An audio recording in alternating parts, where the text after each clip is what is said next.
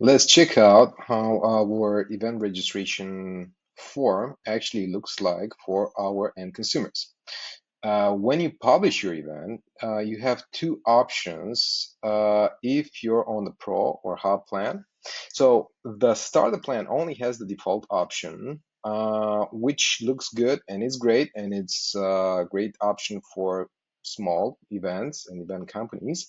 And with Oveit, we have a secondary option, which is a bit more streamlined and has some differences. So let's check out first the default option. So as you can see, I've registered for my event. I have two tickets to my order, and now I'm adding my email. And in the next step, we're gonna see how the event registration actually looks like.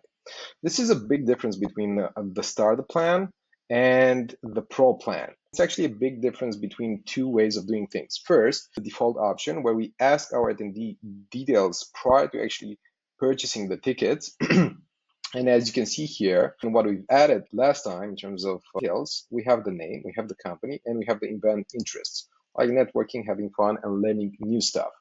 And the same thing goes for attendee number 2. We have 2 tickets, and each one of those attendees will have to fill in the details.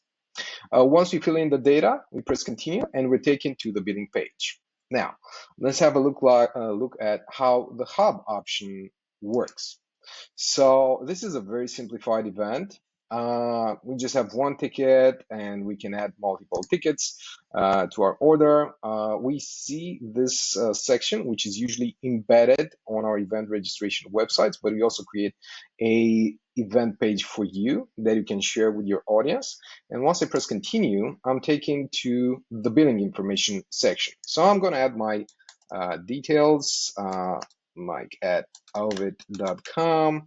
So United States, and let's choose Texas and Austin. And now on my account, I've included the bank transfer option. You probably will have by default your credit card payment option.